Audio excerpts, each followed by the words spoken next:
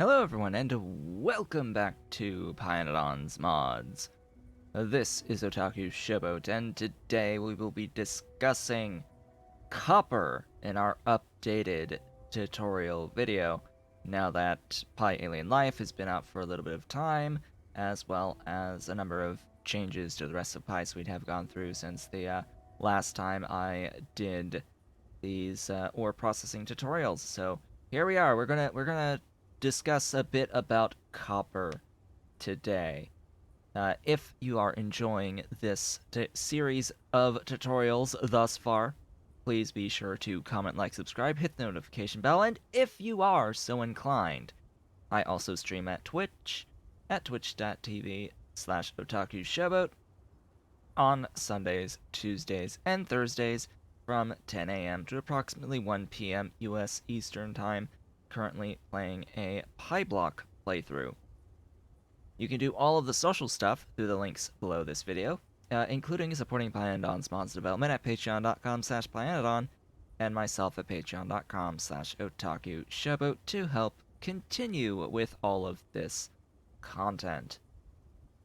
Now, copper is very, very similar early on to iron, with a pretty key distinction at Red Science. So just like we did last time, we're going to spend a fair amount of time looking at Hellmod and looking at these particular chains in Hellmod, looking at an input of 15 ore per second, and seeing how many plates we can get out of this.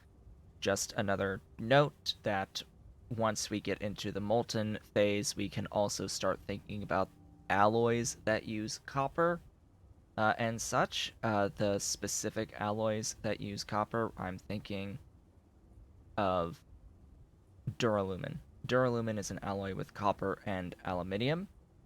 So once you get to that point, you need to think about not exactly how many plates you're getting, but how much molten you're getting. Granted, you don't need a ton of that stuff, of the duralumin, but you do need some fairly consistently to keep being able to build buildings. You also need to consider that there is an item that you need later on in the game that requires grade 4 copper. This is going to be a part of the graphene processing chain. It's going to require this grade 4 copper input. If I am remembering correctly, I can't really do search right now because I don't think I actually have what is it really used for in this particular map. Also, I'm a little bit darker today just because it's bright. It's bright in here. So, if you notice that little change, it's like it's not because I'm lacking light, it's because I specifically darkened a little bit. All right, so we're gonna start off with the standard old pre-science setup. This is identical to iron. It is exactly the same number of stone furnaces to convert ore into plates. This is what you get. It's pretty simple. You're going to need a bit of copper for your handcrafting of circuits early on in the game. Once you get into red science, and you have access to engine units to make some of these buildings, you will be able to increase your output from 1.9 to 3 out of a 15 ore input. This is pretty significant. It may only be a 1.1 difference, but that's pretty big. That's pretty big of a difference for the amount of ore in at this phase of the game, but it is nothing in comparison to the gains with iron. With iron, you go all the way up to like 13 plates per second. This one's going to be at 3. So copper is going to be a limited resource at red science level of ore processing. Now, is it good enough to actually do at red science, or should you just stick with the previous process, maybe upgrade it to the advanced foundries? Maybe. It all depends on what your priorities are as you are going into green science. What are your priorities? What I can tell you is that if you want any science at any scale, any green science at any scale, you even at 1 science per second of green science, it's going to use almost all 3 of this. So you're going to want to have more than 15 in, generally speaking. Like, no matter what, you're going to probably want to think about having more than 15 ore in of copper in particular. Now, there are other ore types that you're going to need a lot of if you do plan on doing a 1 per second of green science. I would say probably target like 0.1 or 0.5, not 1, just because of the titanium requirements there. But anyway, it's going to use a lot of copper, is my point. And especially if you're going to want to make circuits at any degree of scale. Like early on, 1 circuit per second of automated circuits is fine. And again, it's gonna consume a lot of copper. So this is definitely a point where you might want to scale beyond 15 per second of ore in. So at green science, we will have access to processing up through grade 4. And this is where copper gets a little bit more interesting / different than other processing chains, where it begins to get a bit different from the other processing chains. So we're going to start here with the process of getting our grade 2. So our first 2 steps here are the same, but then we are able to process our grade 2 into a grade 3, as well as a reject, and then the reject into a more grade 3. Then all of this grade 3 can be processed into a grade 4, as well as a low grade reject that can also be converted into a grade 4, but you end up with this low grade copper dust. This low grade copper dust can be made into additional copper plates by washing it into low grade copper and then using an automated foundry to cast it into copper plates. This, however, with hot air changes, I think this used to have a hot air recipe. I could be wrong. My memory is hazy. This is very insignificant of the total copper out, so it's up to you whether or not you want to void this low copper dust, this low grade copper dust, or go and make plates out of it. This can become a bottleneck for you if you are backed up on plates. It can end up being a bottleneck, so I would suggest having an overflow voiding of this low grade copper dust anyway. And this stays here throughout the entirety of the chain, so do bear that in mind. And this stays at 0.9 for 15 ore in the whole of the rest of the time, despite getting more and more and more plates, so it becomes a smaller and smaller percentage of your overall output of plates. So definitely consider just voiding this. Can make that consideration, or if you really want to make the plates. So here we do finally get access to our first molten copper. It is available to us at this green science level. You are going to need borax, and you are going to need oxygen, and keep in mind you are going to need grade 4 copper when you're thinking about going into circuit 3s. When you are thinking about those circuit 3s, which is going to be in a long time from now. In a few tech levels, couple of tech levels from now. Otherwise, this is pretty fair and simple. Same thoughts about hot air apply here. This is such a low value that you should really consider spending the stone bricks for this.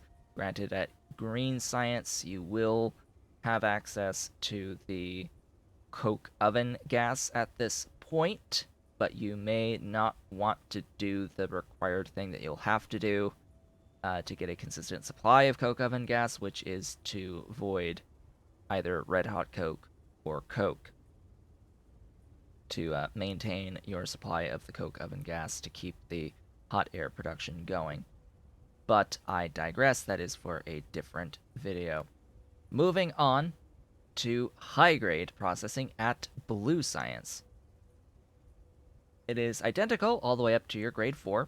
So instead of then processing your grade 4 into molten, we will be adding salt, a not insignificant amount of salt, I might add.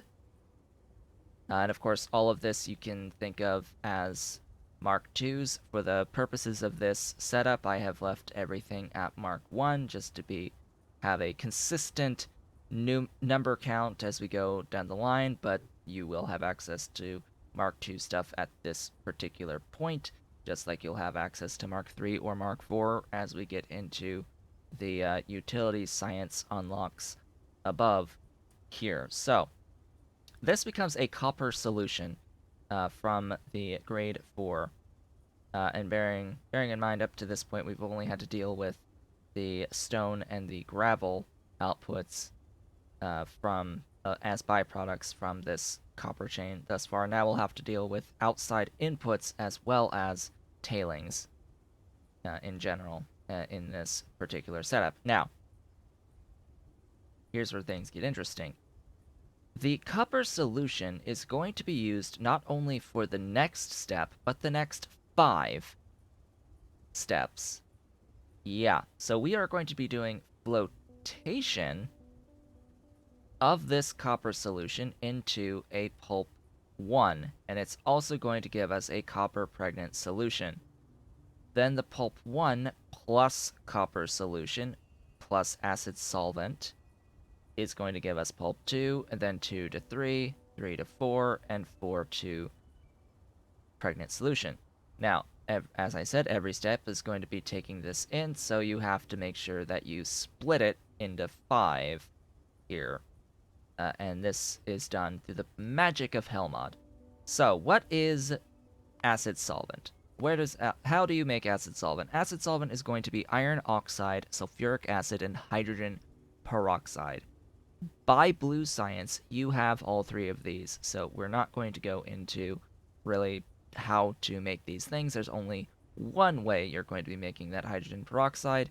It's going to be requiring you to ultimately have some gasoline for liquid nitrogen, for the anthraquinone, for the hydrogen peroxide. That's that chain. You will basically only use acid solvent in this chain as well. So if you're not going to go up to high grade, you don't need to ever make acid solvent in your playthrough. You will, however, need to have grease for other things, in which there are a few recipes to make grease, i.e. 2 of them in total. You can either take low distillates and lubricant to make grease by adding tin chromium alloy, which, or you can take Nexlet and lard and lubricant and make grease, which is also So your choice as to how to make grease, it's pretty painful either way. Either you're going to have a really large setup to make Nexlet and lard for this, slash using outputs of rather large space setups that make Nexlet and lard for this. Just ignoring that we can just straight up convert heavy oil into lubricant at this point. Or we can take low distillates and lubricant and add tin chromium alloy. In terms of the space requirement, I would say that this recipe is easier when you have access to this recipe. So if you can do this, do this. Otherwise, you will have to do this one with the Nexlet and lard. Now, from here, the copper pregnant solution will become high-grade copper, and then that can be converted into molten in basic oxygen furnaces, and then cast into a larger amount of plates than previously. We go all the way back here from pre-molten, from 3 to 17 to 38.1. So, yeah, it's pretty big gains for the ore input here. But we do have to spend resources in the form of this acid solvent, a fair bit of acid solvent, 50.7 of it per second per 15 ore, as well as 10.2 grease. So if you're willing to spend that grease and acid solvent slash all of the inputs required for those 2 things, as well as the 6.5 salt per 15 copper, then go right ahead and do so. That being said, copper plate requirements are another one of those things that do not scale hugely over time. So you may actually be satisfied back at green science with the grade 4 copper processing just at greater scale of ore input. These are the choices you have to make going forward in your playthrough. Now, once you get up to utility science, where you'll be laughing at the gains that you get with the sintering process and reduction process. Here we have the reduction process. It is identical to the high grade process, for the exception that we then add the direct reduction plant, which, just like iron, is sodium sulfate and diesel, as well as pressurized air, to reduce your copper, and that will make some more plates for you if that's all you do. But you also get access to sintering, which is, of course, what you're going to do in the end. So sintering of the reduced is, just like iron, going to require lime and syngas and pressurized air and a solid fuel for the sinter plant, excuse me, and then that is going to become a bunch more molten copper for a bunch more plates. We end up with 71.5 plates out of our 15 ore per second in, plus that old 0.9 from previously that stays here. So we see, grand scheme, how much is 0.9 out of 71.5, and do we even need this at all at this point? Probably not, so I would just say void the low-grade copper dust. Just void it. It's insignificant at this point in the game. And in fact, I would say that sintering of copper in general is pretty insignificant. You don't really need to do it if you scale up the amount of copper ore that you are mining, if you are able to have more copper ore that you are mining. So, what does this look like in general? Well, here are the buildings. We've got our step 1, where we are taking our copper ore and making grade 1 and grade 2, then our grade 1 into grade 2 in the jaw crusher, then our grade 2 into grade 3 and rejects, the rejects into grade 3, the grade 3 into grade 4, as well as the low-grade rejects, the low-grade rejects into grade 4, as well as low-grade copper dust, the washing of the dust into low-grade copper, then casting of that. Again, no hot air recipe for the solids into plates anymore. Then our grade 4 copper, plus salt, plus water into our solution. The solution plus solvent and grease into pulp 1 and pregnant solution. Then pulp 1 into 2, 2 into 3, 3 into 4, and 4 into the pregnant solution, and all of that pregnant solution into high grade directly. That will then get reduced, and then sintered, and then melted into molten copper, and then cast into copper plates. And that's, generally speaking, the entire length of that process there. So with that, we have a shorter video today, much shorter video today, as I haven't slowly explained that we're going to screen and then crush and then screen and then crush and then screen and then classify and then mix and then float and then agitate and then reduce and sinter and melt and cast and all that beautiful stuff along the way. I have said what I need to say about this copper processing setup. The string, it's available through my Discord site, the sharing string through Hellmod, the production line string here. You can find that on my Discord server. The link to my server is in the description below this video, where you can find, at this point, the iron and copper production lines, as well as the production lines that I will be doing going forward with the additional tutorials. And with that, I would like to thank you all for watching. This has been Otaku Showboat. If you have enjoyed this video and the series thus far, Please be sure to comment, like, subscribe, hit the notification bell, and if you are so inclined, again, a reminder that I do stream on Twitch as well at twitch.tv/Otaku Showboat, so you can go over there and leave a follow to be notified when I go live, which is Sundays, Tuesdays, and Thursdays from 10 a.m. to approximately 1 p.m. US Eastern Time, playing the Pie Suite, this time around with Pie Block. You can do all the social stuff through the links below this video, including supporting Pyanodons mods development at patreon.com/Pyanodon, and myself at patreon.com/Otaku Showboat. And of course, thank you to all of those who are supporting on Patreon, who are helping to make this series happen. I will, of course, be back next time with the tin ore processing tutorial. I hope to see you all then.